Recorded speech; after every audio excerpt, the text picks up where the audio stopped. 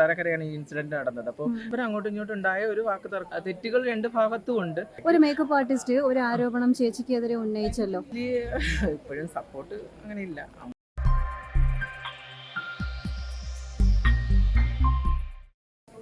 Hello hello, ഇതിപ്പോ എത്രാമത്തെ അവാർഡാണ് ചേച്ചി? ഇത് എന്റെ രണ്ടാമത്തെ അവാർഡ്. അവാർഡുകൾ ഒരുപാട് കിട്ടിയിട്ടുണ്ട്. ഖാദറിന്റെ രണ്ടാമത്തെ എന്തിന്റെ അവാർഡ്. അവാർഡായിരുന്നു ഇത്? ഇത് പവിത്രം എന്ന ഏഷ്യാനെറ്റിലെ പവിത്രം എന്നൊരു സീരിയലുണ്ട്. അതിനകത്ത് ജീന എന്ന കഥാപാത്രം നല്ല രീതിയിൽ ചെയ്തത് കൊണ്ട് അവർ നായിക, ട്രാൻസ്ജെൻഡർ നായിക എന്നുള്ളൊരു ലേബല് ട്രാൻസ്ജെൻഡർ നായികയായിട്ട് അവാർഡ് തന്നിട്ടുണ്ട്. Okay okay. എന്താണ് ഈ അവസരത്തിൽ പറയാനുള്ളത്? ഒരുപാട് സന്തോഷമുണ്ട്.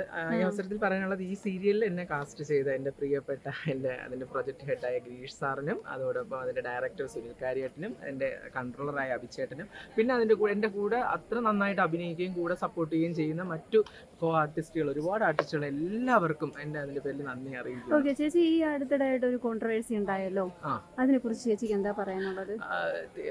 അത് ഒരുപാട് പ്രശ്നങ്ങളുണ്ട് അതിനകത്ത്. ഒരുപാട് ഇഷ്യൂസ് ക്രിയേറ്റ് ചെയ്തിട്ടുണ്ട്. അതിനകത്ത് ഒരു ചെറിയ പ്രൊട്ടസ്റ്റ് നടത്തിയതിന്റെ പേരിൽ അവര് പരസ്പര പ്രശ്നങ്ങളാണ്. ഇപ്പം വീഡിയോസ് ഒക്കെ കാണുമ്പോൾ തെറ്റുകൾ രണ്ട് ഭാഗത്തും ഉണ്ട്. അപ്പം അത് എന്ത് പറഞ്ഞാലും ഇപ്പൊ കമ്മ്യൂണിറ്റി ആയാലും ട്രാൻസ്ജെൻഡർ കമ്മ്യൂണിറ്റി ആയാലും ആരായിരുന്നാലും ആർക്കും നിയമം കയ്യിലെടുക്കാനുള്ള ഒരു അവകാശം ഇല്ല എന്നുള്ളതാണ്. ഒരിക്കലും ആരും ഉപദ്രവിക്കുകയോ. എന്തുകൊണ്ടായിരിക്കും ചേച്ചി ഒരു ശരിക്കും പറഞ്ഞാല് ഇതിലൊരു കമ്മ്യൂണിറ്റി തന്നെ വന്നത് വലിയൊരു കാര്യമായിരുന്നു. എന്നാലേ എല്ലാവർക്കും ഒരുമിച്ച് നിൽക്കാൻ പറ്റുള്ളൂ. എന്നിട്ട് ഈ കമ്മ്യൂണിറ്റിക്ക് അകത്ത് ഈ പ്രശ്നങ്ങൾ വരുന്നത് ഉണ്ടായിരിക്കും. പ്രശ്നങ്ങൾ എന്തുകൊണ്ടായിരിക്കും വരുന്നത്? ഈ കമ്മ്യൂണിറ്റിക്ക് അകത്ത് ഉള്ള ആളുകൾ തന്നെ അല്ല, ഇത് നമ്മൾ ഈ പ്രശ്നങ്ങൾ ഉണ്ടാവുന്ന വെച്ചാൽ നിയമപാലകർ അല്ലെങ്കിൽ നീതി എന്ന് പറയുന്ന സംഭവമുണ്ട്. അപ്പോൾ ഏതൊരു ജില്ലയിലും, ഇപ്പോൾ ഇത് കൊല്ലം ജില്ലയിൽ കൊട്ടാരക്കരയാണ് ഈ ഇൻസിഡന്റ് നടന്നത്. അപ്പോൾ നിയമപാലകർ അല്ലെങ്കിൽ നമ്മളെ ചേർത്ത് നിർത്തേണ്ട സ്ഥലങ്ങളിൽ പരസ്പരം ചേർത്ത് നിർത്തുന്നില്ല എന്നുള്ള ഭയങ്കര ഒരു പ്രശ്നമാണത്. പലയിടങ്ങളിലും പ്രശ്നങ്ങൾ ഉണ്ടാകും. അപ്പോൾ ഈ കൊട്ടാരക്കര മുമ്പേ വിഷയം 4 വർഷം 5 വർഷം മുന്നേ ഒരു പ്രശ്നങ്ങളൊക്കെ ഉണ്ടാവുന്നുണ്ട്. അപ്പോൾ അതിനെ ആസ്പദമാക്കി ഇങ്ങനെ വലിയൊരു പ്രൊട്ടസ്റ്റ് കൂടെ നടത്തിയപ്പോൾ അതൊരു കരുവാക്കിക്കൊണ്ട് ഇവർ ഇഷ്യൂസ് ഉണ്ടാക്കിയെന്ന് തന്നെ പറയാം. കുറച്ചുകൂടെ ഭയങ്കരമായ പ്രശ്നം ഉണ്ടാക്കി. ഒരു മേക്കപ്പ് ആർട്ടിസ്റ്റ് ഒരു ആരോപണം ചേച്ചിക്കെതിരെ ഉന്നയിച്ചല്ലോ, പേരെടുത്ത് പറഞ്ഞില്ലെങ്കിൽ പോലും ചേച്ചിക്കെതിരെ. ചേച്ചിക്ക് അത് എങ്ങനെയായിരുന്നു? അതിനെ കുറിച്ചൊരു പ്രതികരണം തരാനുള്ളത്? ഞാൻ സത്യം പറഞ്ഞാൽ നമ്മൾ കമ്മ്യൂണിറ്റീസ് എന്ന് പറഞ്ഞാൽ ട്രാൻസ്ജെൻഡേഴ്സ് ഒക്കെ പരിമിതമാണ്. കേരളത്തിനകത്ത് കുറച്ച് ആൾക്കാരാണുള്ളത്. അപ്പം അതിൽ അറിയപ്പെടുന്നതും കുറച്ച് ആൾക്കാരാണ്. അപ്പം അവര് തന്നെ പരസ്പരം അങ്ങോട്ടും ഇങ്ങോട്ടും എന്തുകൊണ്ടായിരിക്കും? വ്യക്തിപരമായി ചേച്ചിയുടെ എന്തെങ്കിലും വൈരാഗ്യമോ ശത്രുതയോ ഉണ്ടോ? എനിക്ക് സൗഹൃദമാണ്, നല്ല സൗഹൃദമാണ്. പക്ഷെ അത് ക്ലിയർ ആയിട്ട് കമ്മ്യൂണിറ്റി തന്നെ ഇടപെട്ട് അത് നല്ല രീതിയിൽ തന്നെ അതിന്റെ കാര്യങ്ങളൊക്കെ ക്ലിയർ ചെയ്ത് നമ്മൾ കൃത്യമായി അതിനുള്ള കാര്യങ്ങളൊന്നും ആ ആരോപണം ഉന്നയിച്ച ആൾ എന്നെ മാത്രമല്ല കേട്ടോ, കേരളത്തിനകത്ത് മൊത്തമുള്ള ആൾക്കാർക്ക് പ്രശ്നം ഉണ്ടാകുന്ന രീതിയിലുള്ള ഒരു ആരോപണമായിരുന്നു അത്.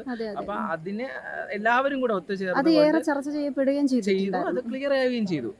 പരസ്പരം രണ്ടുപേർക്കും മനസ്സിലായി അവരുടെ ഭാഗത്ത് എന്ത് തെറ്റുണ്ട് നമ്മുടെ ഭാഗത്ത് എന്ത് തെറ്റുണ്ടെന്ന് പറഞ്ഞ് അത് മനസ്സിലാവുകയും ഞങ്ങളത് അവിടെ സ്റ്റോപ്പ് ചെയ്യുകയും ചെയ്തു. ഇപ്പൊ ഞങ്ങൾ എല്ലാവരും ഒരുപോലെ. ഇപ്പൊ ഒരു കാര്യം മാത്രമേ പറയാനുള്ളൂ, നമ്മളിപ്പോൾ ജീവിക്കുന്നത് ഒരു ട്രാൻസ്ജെൻഡർ വ്യക്തിയായിട്ടാണ്. ഇപ്പൊ അമയ എന്ന് പറയുന്ന വ്യക്തി കേരളം അല്ലെങ്കിൽ എവിടെയാണെന്ന് വെച്ചാൽ എങ്ങനെ അറിയപ്പെടുന്ന ഒരാളായിട്ട് ജീവിക്കാൻ ആഗ്രഹിക്കുന്നു.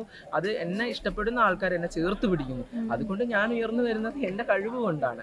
അപ്പൊ ആ കഴിവിനെ എപ്പോഴും സപ്പോർട്ട് ചെയ്യുന്ന കുറെ ആൾക്കാരുണ്ട്. അപ്പൊ അതിൽ എന്നെ ചവിട്ടി താഴ്ത്താനോ അല്ലെങ്കിൽ താഴോട്ട് ഇറക്കാനോ ആര് ശ്രമിച്ചു? ഫാമിലിയിൽ ആദ്യം സപ്പോർട്ട് ഉണ്ടായിരുന്നോ, അതോ ഏത് തരത്തിലായിരുന്നു അവരുടെ ഒരു പ്രതികരണം? ഫാമിലിയില് ഇപ്പോഴും സപ്പോർട്ട് അങ്ങനെ ഇല്ല. അമ്മ മാത്രമാണ് കൂടുതലായിട്ട് സ്നേഹവും കാര്യങ്ങളൊക്കെ ഉള്ളത്. ബാക്കി അങ്ങനെ സ്നേഹമൊന്നുമില്ല. അങ്ങനെ പോകുന്നു.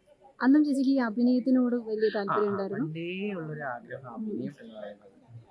അങ്ങനെ ഒരുപാട് സിനിമകൾ മുന്നേ പണ്ട് കൊച്ചിലെ മുതലേ പഠിക്കുന്ന കാലം മുതൽ സ്കൂളുകളിലൊക്കെ തന്നെ കലാപരമായിട്ട് എന്നെ മുന്നോട്ട് കൊണ്ടുപോകുന്നുണ്ട്. അപ്പം എൻ്റെ ജെൻഡർ സ്വത്ത് തിരിച്ചറിഞ്ഞതിന് ശേഷം എനിക്കത് കൃത്യമായിട്ട് അവതരിപ്പിക്കാൻ ഒരു ഇടം കിട്ടി എന്നുള്ളതാണ് സന്തോഷം. എന്തെങ്കിലും മൂവീസ് 4ാമത്തെ മൂവിയാണ് ആൽബർട്ട് സാറിന്റെ ഗർഭിണി എന്ന് പറഞ്ഞ സിനിമ ഇപ്പൊ കഴിഞ്ഞു അവാർഡിന് വേണ്ടി.